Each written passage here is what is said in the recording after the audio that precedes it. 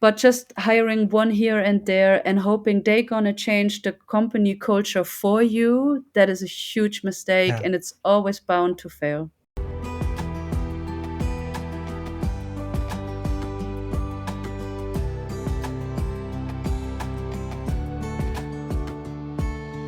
Welkom bij Women Disrupting Tech. Mijn naam is Dirk-Jan Hupkes en in deze podcast ga ik op ontdekkingsreis in de wereld van vrouwen in de technologiesector.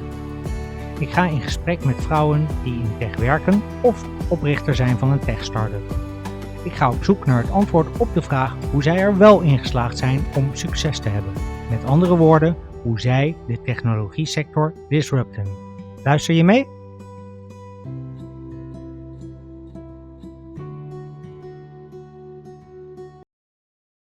Hey, welcome back to Women Disrupting Tech. Thank you for listening to the final episode of 2023. On 16 November 2023, it was Equal Pay Day. That name is a bit confusing because it is actually the day on which women stop being paid equally to men. Now you're probably more confused, so let me explain.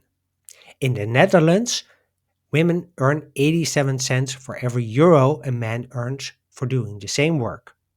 This is called the gender pay gap, and this gender pay gap shows no signs of narrowing.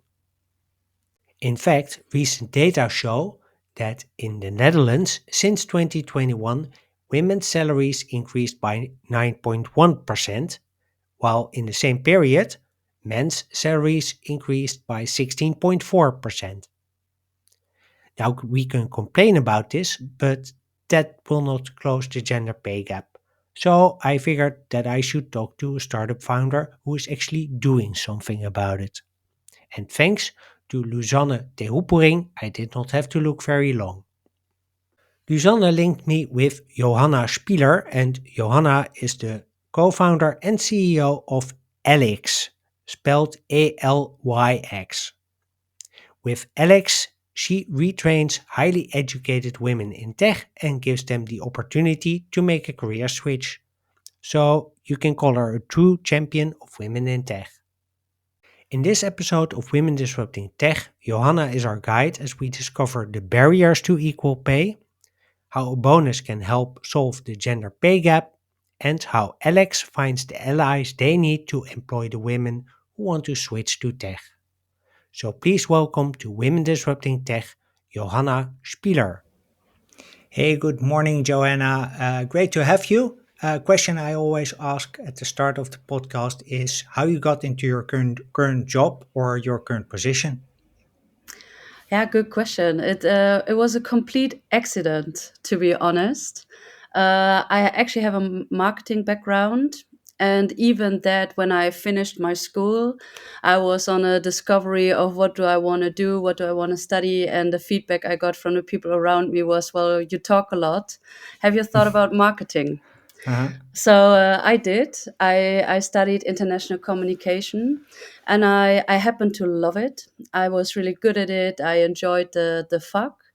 Hmm. And in my last year, I got the opportunity to do an internship, and I was asking in my surroundings, what is a good company to do that with? Mhm. And in my head, I was going to a creative agency, but someone in my network actually said, "Hey, I can also make an introduction to IBM.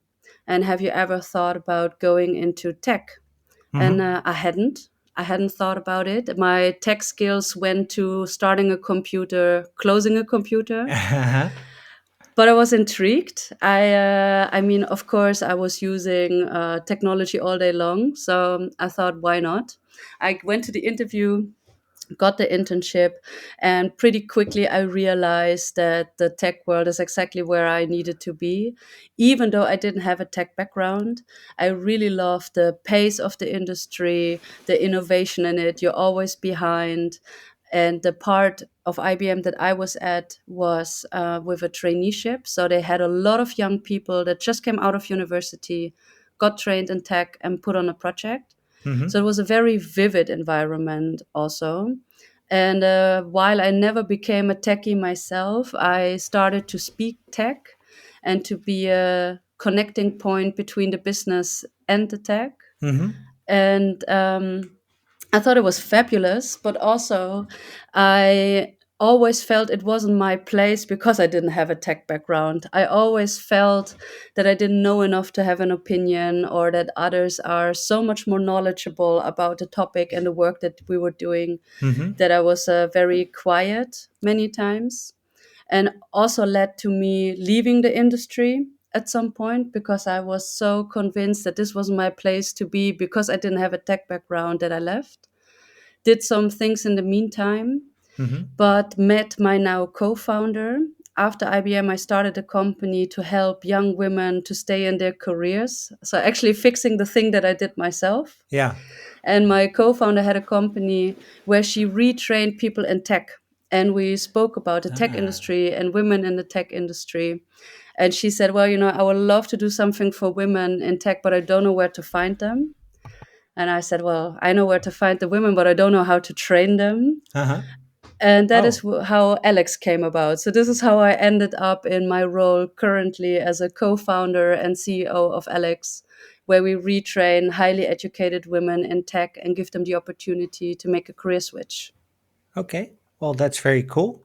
I want to talk about one thing that struck me in when it comes to women in tech, and that's equal pay. Because on 16 Yeah. November it was Equal Pay Day. For context, maybe can you explain what that means, Equal Pay Day? Yeah, it is actually a bit confusing that it says equal pay day because it is Mm, marking the day of the year where women are not paid anymore compared to their male counterparts. yeah. So the general pay gap in the Netherlands is around 13%. Mm-hmm. And the pay gap day is marking the day from which 13% of the year are still left, where when you think it further, women are not being fairly compensated anymore for the work that they're doing. Okay. And for the white middle-aged white guys among us, uh, this how can this happen? Is there no regulation around it, or should there be regulation around it? No, there is Because no regulation around it. I mean, yeah. there are policies, but there is no law that is, well, there is a law, of course, of equal treatment, Mm-hmm. but when it comes to pay, the perception is that the market will regulate it itself, and that everyone has the same chances and opportunities to progress in their career. And while that is, of course, true in theory, the reality doesn't hold up. So when you look at the pay gap between men and women in the Netherlands, it is, I think, around 7% in the public sector Mm-hmm. and around 19% in the business sector. Yeah. It is, yeah, it is crazy to think that we live in a country where we just accept that men and women are not paid equally, Mm-hmm. and you can go into long discussions on why that is. And when I started Alyx, I was also really interested in why that is. And Yeah. the most common reason that people say is, yeah, women just don't negotiate that well. And why this Uh-huh. might be a aspect, it is so much more complex than that. Yeah, It but is, yes, it because let's has. Oh, let's sorry. uh, let's for a minute unpack this a bit, eh? Because Yeah, there's a couple of reasons why that are not causes. One is that women work less hours because this is yeah, about hourly wage, right? So yeah, they don't do the same job, which is yeah. BS. Yeah, and If also you compare salaries for the mm, same job, yeah, right? So you do not compare the salary of someone who works in a supermarket with the salary of a director of a tech company. yeah, You are comparing salaries among directors of the tech company or among people in the supermarket, and you compare them. yeah. So that argument is factually not always true. Hmm. So basically, so then it's really about comparing apples to apples, and then Yeah, still there's a pay gap of 13% on average, yeah, on which is average. interestingly, I thought that the on the government side, this would be fixed because they're setting an example. But Hmm. still, if I hear you correctly, there's a 7% pay gap. Yeah, correct. So, And so I mean, yeah. what kind of causes are there, like real Yeah, I think causes? it's complex. It is really complex, and that also makes the discussion around it so complex because there is not one reason on Mm-hmm. why that is.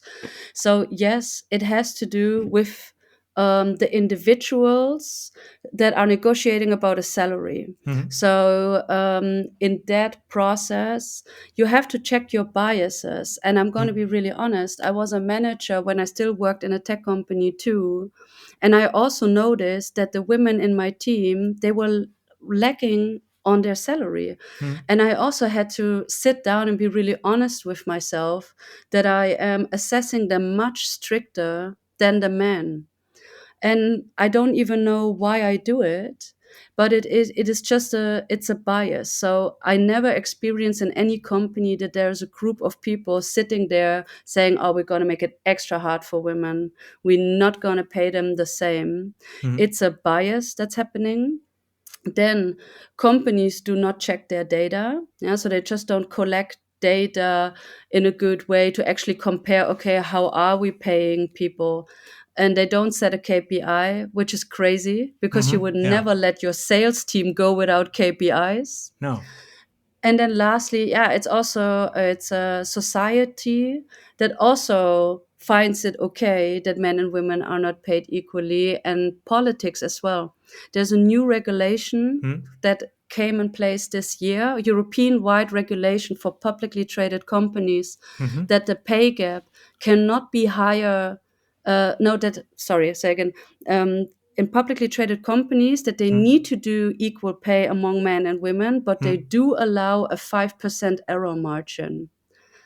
And that tells you everything there is to know, that we as a society find it acceptable that there's a 5% error margin of women being paid less. Yeah. So it is very complex. It's the individual, it's the business, it's society, it's politics, and all that mishmash Uh, is leading to the pay gap.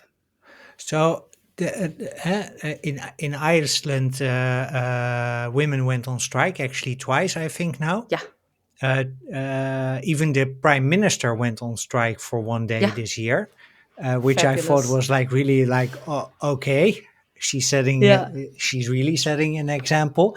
Um, any prospect of that happening in the Netherlands or no, in continental Europe for that matter?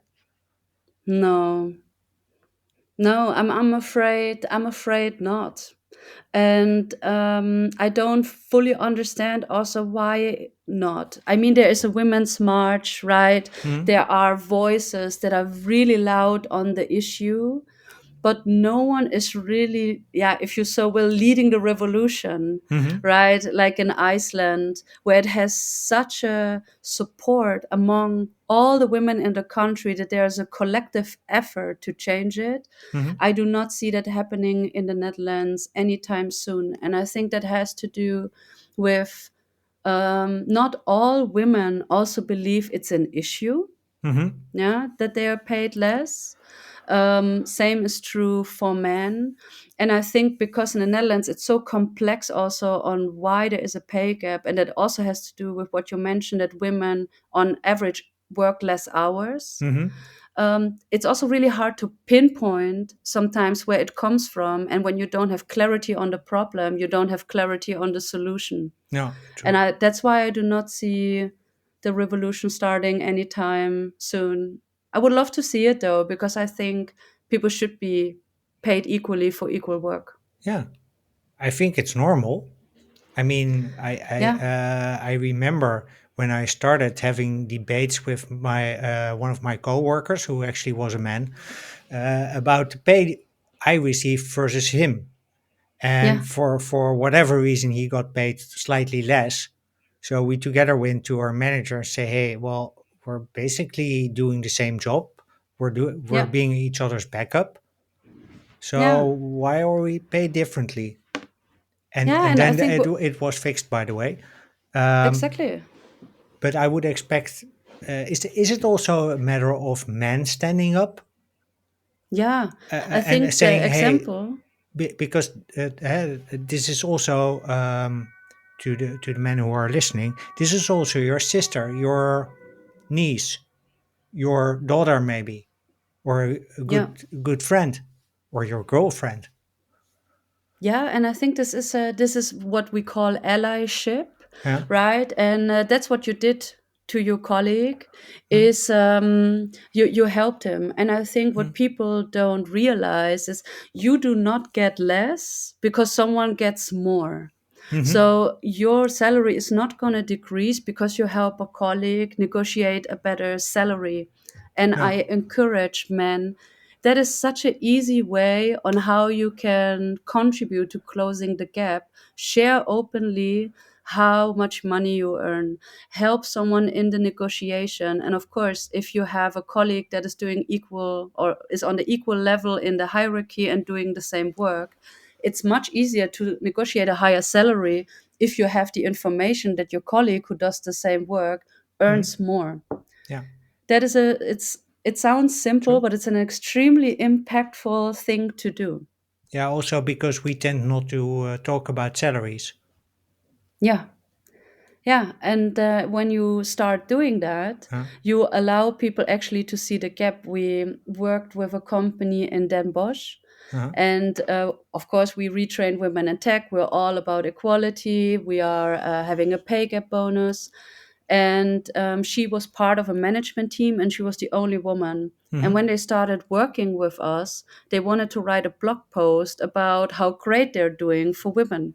Mm-hmm. So she wrote a blog post with some information on, yes, we're so great at diversity and equal pay. Uh-huh. And she went to HR to fact check the things she claimed in the blog post. And having a conversation with HR, she realized she's getting paid 1,000 euros less than all of her colleagues. Yeah. Oh. And she was like, wait a minute, something is wrong. And she said she was so angry. She Yeah. called the CEO, and I was like, what is this? This is not okay. How can that happen?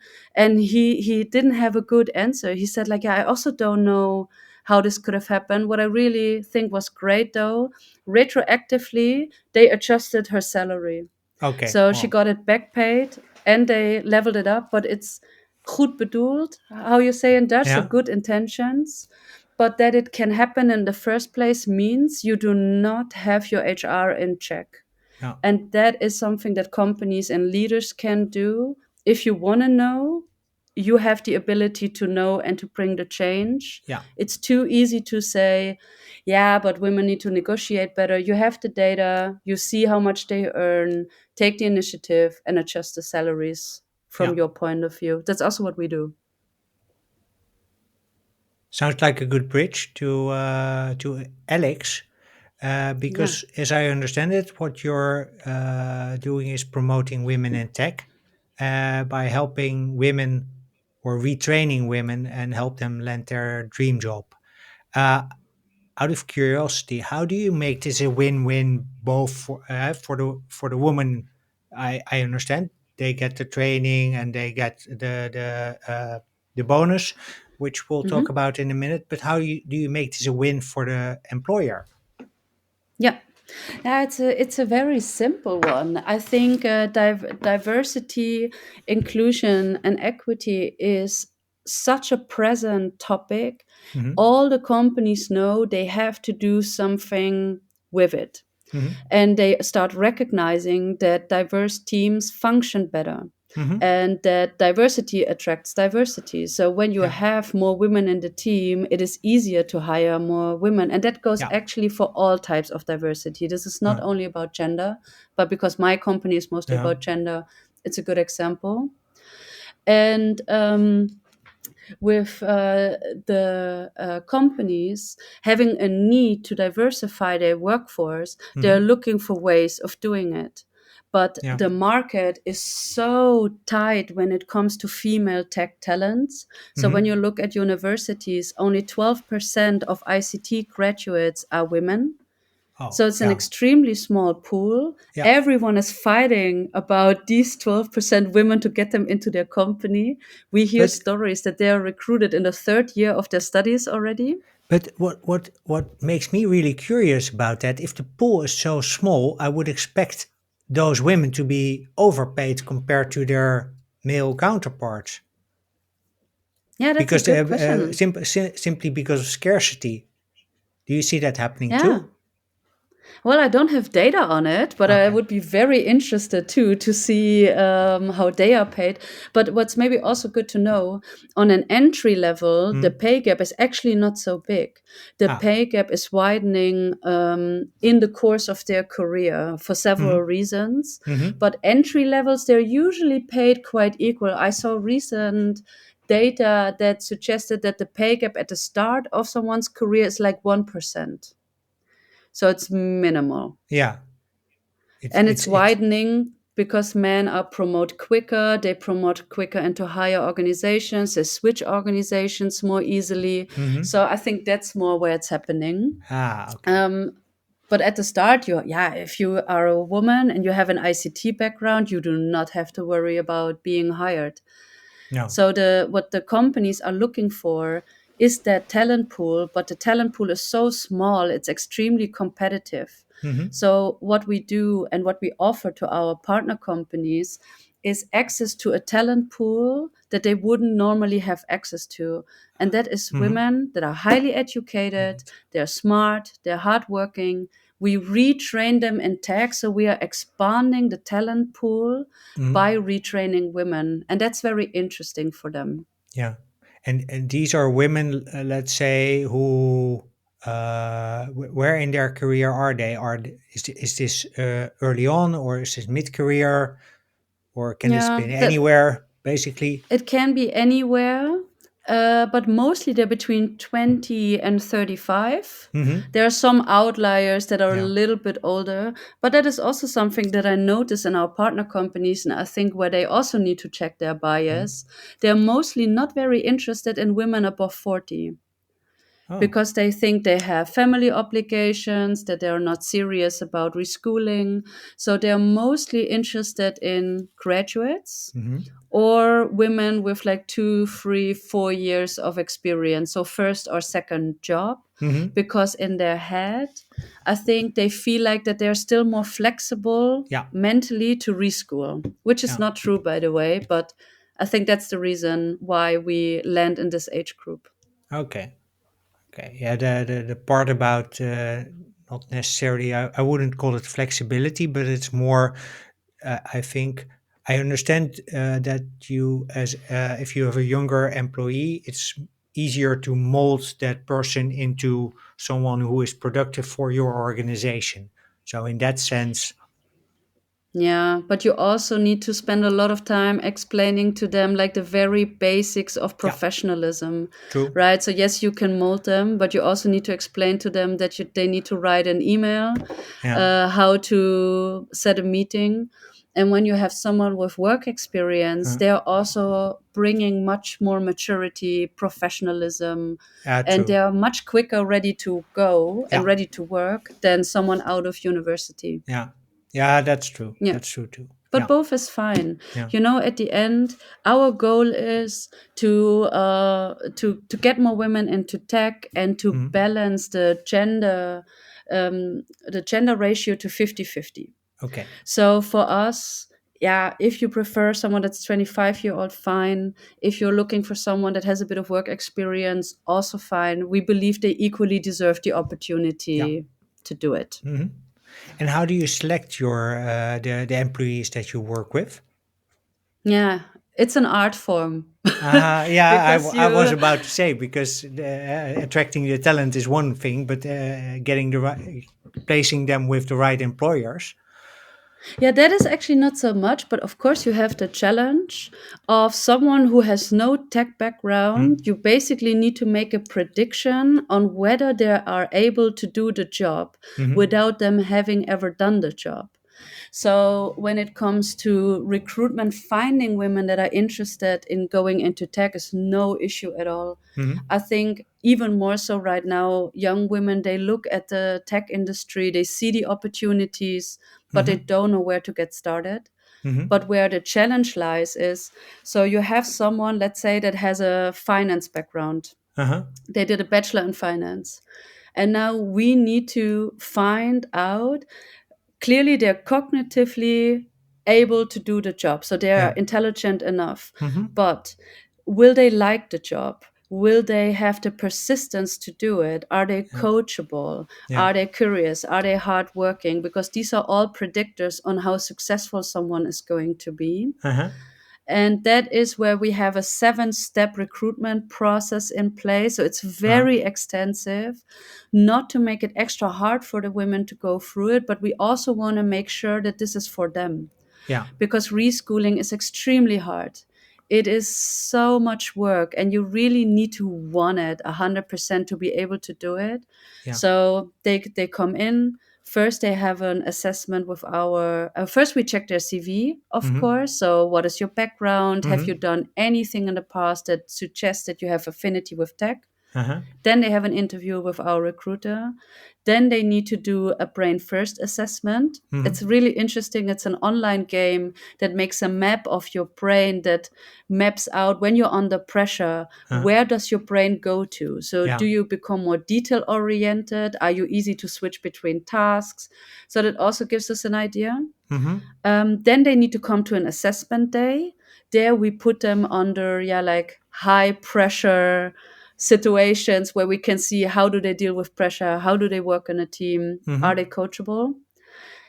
If they went through all of that, only then we connect them to one of our partner companies, and then Mm-hmm. they still need to have an interview with the partner company, Yeah. and only then they get hired. Okay. But it's a recipe for success, right? It's a dating period where we get to see, are they a match, but they also get to see if this is a match to them, Yeah, and and that works really also well. the assessments, as I understand those to work, they give you insight in how your brain works, which Yeah, also enables you, if it doesn't work, if tech doesn't work for you, it will give you the opportunity to either start working on things that you need to work yeah, on, or maybe come to the conclusion, okay, I need to be in another industry, yeah. and And I mean, you that's become fine good at the too. things. Exactly, and you Yeah. become good at the things that come easy to you. Yeah. So you need to have a brain structure where it comes easy to think like a developer. I did the test myself, Huh? and according to the test, I would have never been hired into my own company as a developer. Okay. Okay. Can I use that as a quote for the? Yeah. Yeah, but it's okay. It's also Yeah. not Yeah. my job. My Yeah. job is to create the opportunities, but it's really interesting. Yeah. And you see when someone has a brain structure that is very suitable for development, yeah, they become very good at it also because it comes Yeah. easier to Right. them than to Yeah. others. Yeah. Yeah. Yeah. It does take a certain mindset to do the development and coding part. Yeah.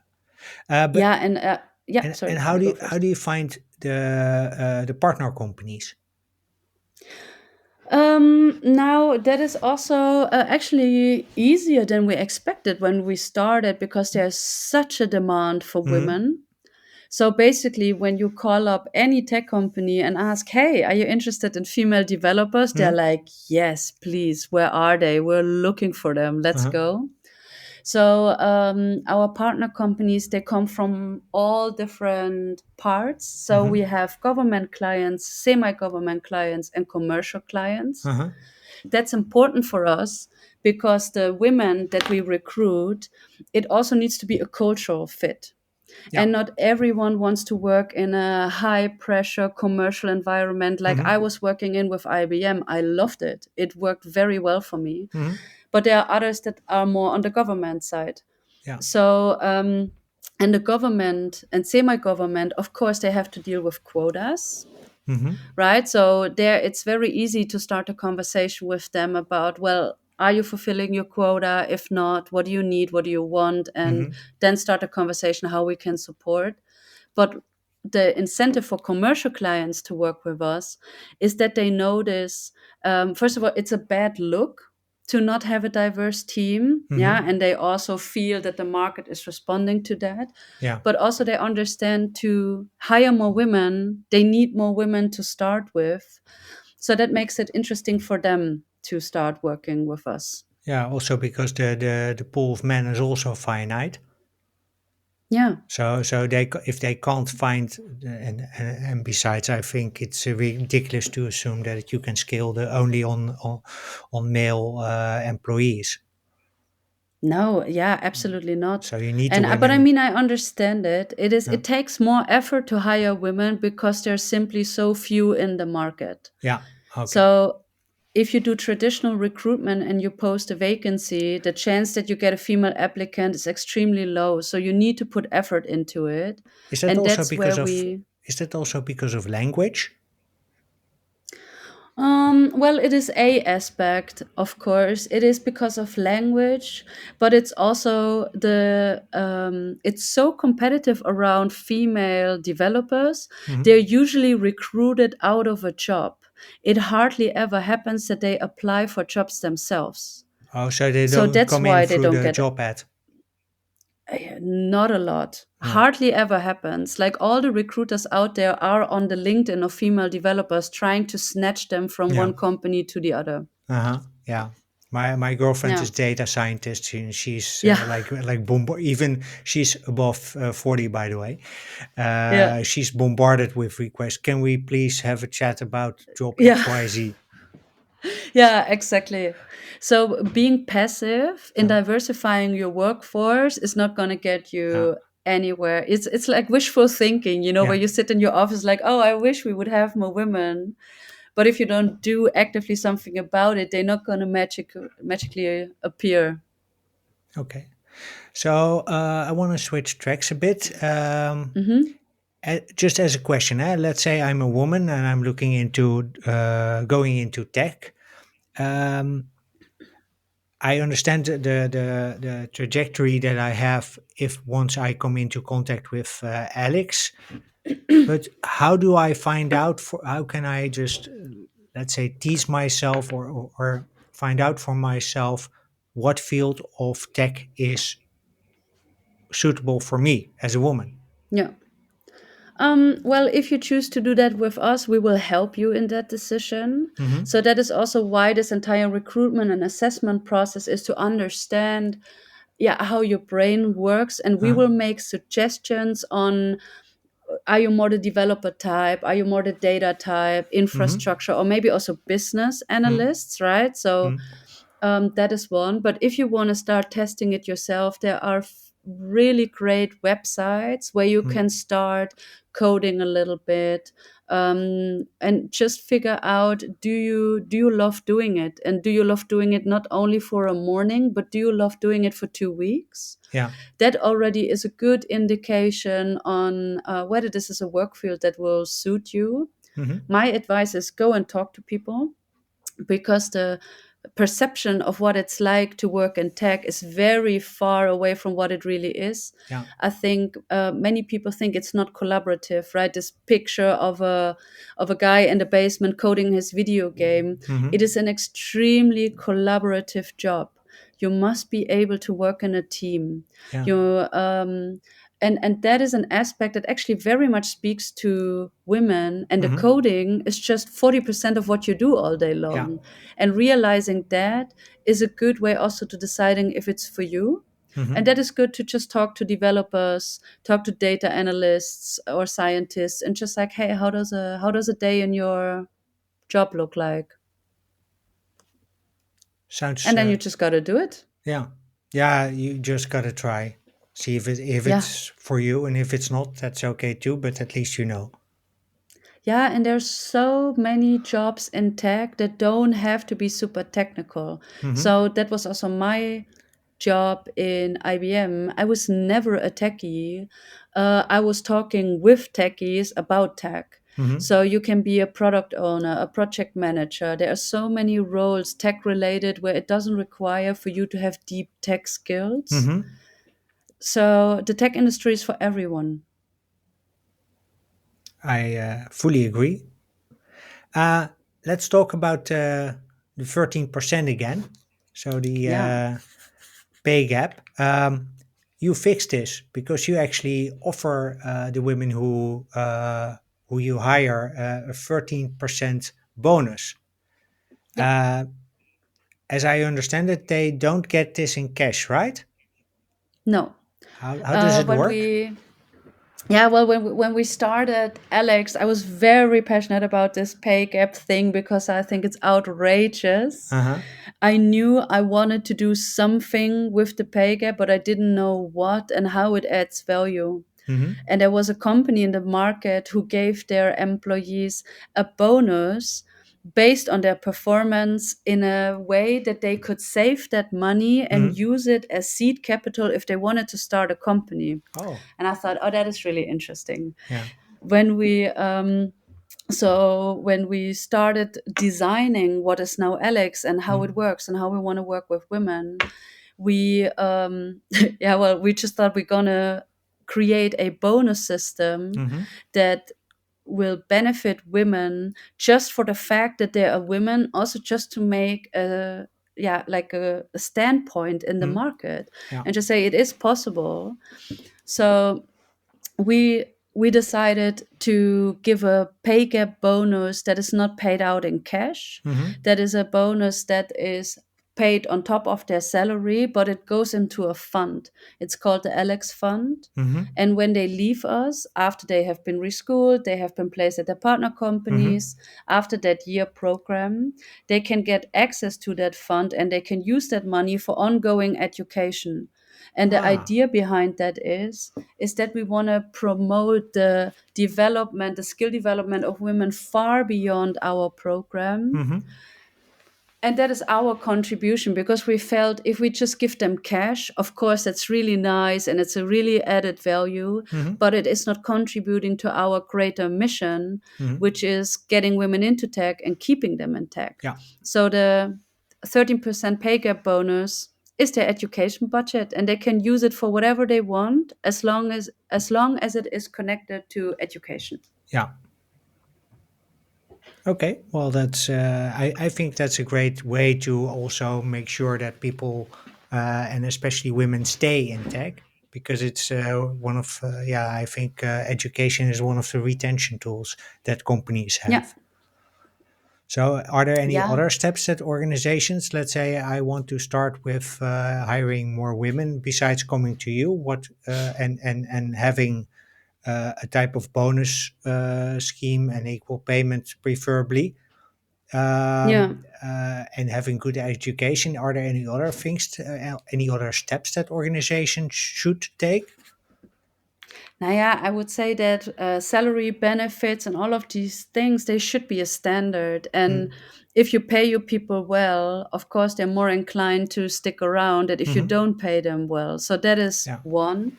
But I actually find that pretty basic. I think the much more challenging thing in the market is inclusion, so the Hmm. retention part. What we see companies do is Hmm. that they focus a lot on diversity. Yeah. So they focus on just get them in, get Hmm. more women in. So they keep on hiring women, but they do not focus on what needs to happen internally to keep them. Yeah.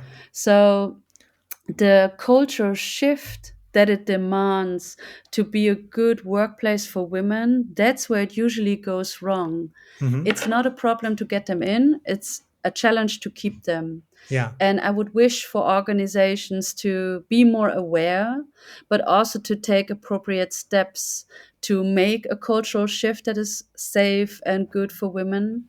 But Hmm. I also understand that this is a challenge because you have built a company, Yeah. a culture has developed over time, Yeah. and suddenly there is a group entering the organization that is demanding change that goes beyond a policy, it goes beyond equal pay, it's Yeah. about behavior Yeah. and changing behavior. That I read a book about that and it says if to actually change a culture and behavior, it takes 3 generations of employees. Hmm. And when you think that an employee stays 2 to 3 years in an organization, that means 9 years Yeah. to really truly achieve a cultural shift. And That's a that long gets time. me thinking a lot. Yeah. yeah, it's a long time. And where we, of course, we work with the women to make them resilient, to give them the tools to be confident and stand with 2 feet in their careers and be able to handle the industry. Yeah. Where it's really lacking, in my opinion, is the willingness from the companies to do the same. Yeah. So to have a conversation with their teams about psychological safety at work, what Mm-hmm. does it mean to get a group of young women in? Mm-hmm. And the one big mistake that they always make is they just hire one woman, Yeah. hoping the rest will just magically appear. But you put her into a position where Yeah. she needs to represent all women. So if she does well, they think women do well. If she does bad, they think women do bad. Yeah, And it's automatically either it's a big success or it's a big failure. And if it's a big and it's failure, all on there's her shoulders. yeah. So Yeah. that also gives women a lot, especially in those positions, lot of pressure, a lot of Yeah. extra pressure to perform. A lot of extra pressure. And then when you think about what we're doing, is so they already have the pressure that in a very short time they need to learn something new. Yeah. So they took 4 years to study finance, and now Mm. in 4 months they need to learn coding. Yeah. That's already a lot. And then they come into their partner companies and they need to perform from day one. And Yeah. any good and any bad is reflecting on any woman that is hired after them. Yeah. And it's not said explicitly, but they feel it. Yeah. And that is, I think it's an unfair pressure. So we really encourage our partner companies to hire at least two, Yeah. because then they have each other, they can be each other's sounding board, they understand each other. But ideally they Mm. hire 4, 6, 8, 10, and Yeah. really then you get a cultural shift, because the majority is switching to a different group. Yeah. And that's a really interesting development. We saw it in some companies, but just hiring one here and there and hoping they're going to change the company culture for you, that is a huge mistake, Yeah. and it's always bound to fail. Yeah. Yeah. It's simply not happening. One is nothing. No, and also Oh. you cannot if you want to have a cultural shift to being Mm. more inclusive, you cannot put the responsibility of that happening on the shoulder of one person. That needs to happen from the top, from the Yeah. leadership, from the managers. And it's not happening enough yet. Sounds like a great place to shift to my last question. So I have this Nice. arrangement with Jacqueline van der Ende that this Hmm. podcast needs to be irrelevant in 10 years, well, 9 years actually now. Um, we already talked a bit about it. What would be your advice to me how to make that happen? Or can we as a society make that happen? Well, not only this podcast is irrelevant, but that diversity, equity, and inclusion in tech is just normal. Now, yeah, starting with you, I think you are already doing exactly what's needed, right? Starting the conversation, raising awareness, because it always starts with awareness. Yeah. And again, I truly don't believe that there are bad people in business actively trying to prevent diversity and inclusion. It is Hmm. mostly that they just don't know, Yeah. and they don't know where to start.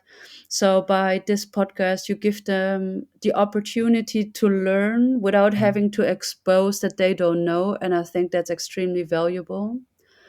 As a society, it's all about, yeah, check your own biases. What do you believe to be true Mm. about things? And is that something that is still of this time? Yeah. And lend a hand, right? So you, what you said before about the salary negotiations, just because someone is getting more, you're not getting less. So start the conversation with your female colleagues, how they're feeling, how they're doing, what support they could use, Mm. and support, just be a good sports. That is usually the most impactful thing that we can do. And I do expect politics to start moving towards a truly equal society, Hmm. because without legislation, true change will not come. And I think we should hold them accountable for creating the society we want to live in. You cannot put this on the shoulders of the individual.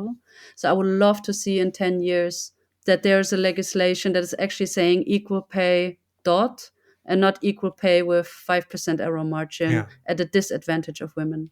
Sounds like a great place to wrap. Thanks for a wonderful conversation, Johanna. Really enjoyed Thank this. you. Likewise. If listeners want to learn more about you or about Alyx, just checking my assumptions here. Um, you're based in Groningen. Uh, Utrecht and Groningen. yeah, and but women don't need to be in Groningen, right? Right? To or No, around Groningen to get in contact with Alyx and get a job for you. no, absolutely not. We are countrywide. We have a location in Utrecht for everyone who lives in the central or the south, and we have a location in Groningen for anyone who lives in the north. Okay. So don't let your location hold you back to come over and have a coffee. Okay, good. And how can I make an appointment for coffee? I think the easiest is either through my LinkedIn, Mhm. just Johanna Spiller, look it up on LinkedIn. And if you're more interested in directly getting in touch with Alyx, then www.teamalyx.com and just hit the contact us button. And one of us from the team will pick it up depending on what your question is or what you want the coffee to be about. Okay, sounds good. Thanks. And of course, Thank you. to the listeners, we'll include those links in the show notes. Thank you for listening. Thank you for being my guest, Joanna. Really enjoyed it and hope to see you next time. Absolutely. Thank you. Well, that's it for this episode. Thank you for listening. Johanna and I hope that you've enjoyed our conversation as much as we did. You can learn more about Alyx and connect with Johanna via the links in the show notes. There you can also find some links to websites where you can try if coding is something for you. As usual, you can find the show notes at womendisruptingtech.blog. There you can also become a member of the Women Disrupting Tech community and you can find more episodes of Women Disrupting Tech. You can also choose to follow the podcast on Spotify, Apple, and Goodpods.